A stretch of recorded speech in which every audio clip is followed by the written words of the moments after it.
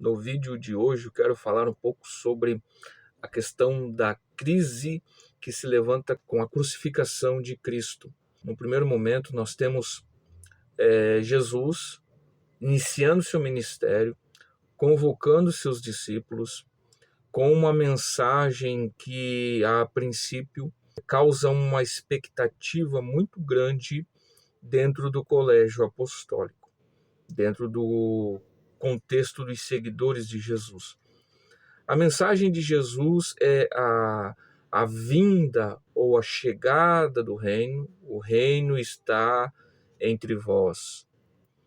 E a mensagem de arrependimento, que de certa forma entende-se como que uma justiça será aplicada de forma imediata contra os opressores do povo, que no caso são os romanos, né? O Império Romano está dominando, oprimindo o povo da aliança.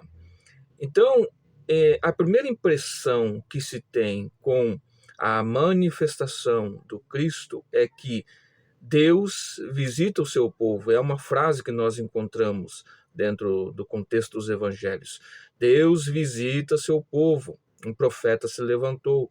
Então, a expectativa que se cria é que Deus vai agir em favor do seu povo. Ou seja, as palavras, o Antigo Testamento, as promessas vão se cumprir.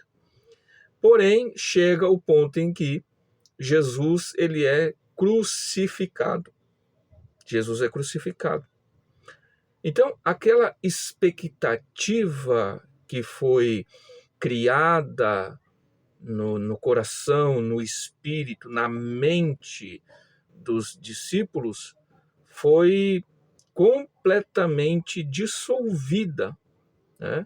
Criando assim, então, uma dissonância entre a expectativa e a realidade que se manifestou através da crucificação do Cristo, a crucificação do Messias. Nós sabemos que, dentro do contexto judaico, a concepção que se tem da manifestação do Messias é dentro de um contexto militar para que venha, de alguma forma, intervir na ação opressora dos dominadores do povo de Deus. Então, a expectativa estava em torno disso. Jesus vai, de alguma forma, agir em favor do povo. Porém, com a crucificação, então, cria-se essa dissolução da esperança e até um descrédito, né, dentro do aparente fracasso que se vê na crucificação de Jesus. Porém, nós encontramos, né, uma justificativa para esse aparente fracasso de Cristo sendo crucificado, o Cristo de Deus, dentro do contexto da Escritura, onde apresenta, por exemplo, Isaías 53 e até no Salmo 22, o servo sofredor.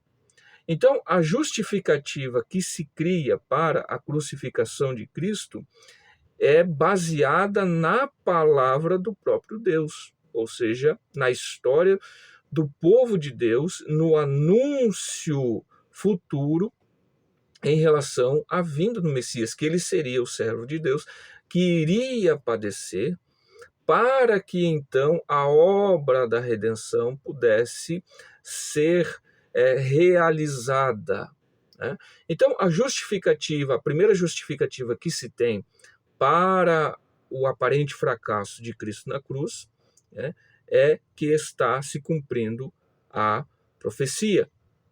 Só que dentro desse contexto da crucificação de Cristo, nós encontramos vários acontecimentos dentro do decorrer da história no contexto posterior. Por exemplo, nós vamos ter a ressurreição de Cristo. Nós vamos ter também a exaltação de Cristo, sendo reconhecido o Jesus de Nazaré, o Jesus terreno, sendo reconhecido como Deus, sendo exaltado, como Paulo mesmo apresenta, né? Sendo reconhecido como Deus, como um ser divino. Então, temos a ressurreição, temos a exaltação de Cristo. Nós também vamos ter, dentro desse contexto, a veracidade de toda a ação e de tudo aquilo que Jesus falou. Então, se tem como verdade. Por quê?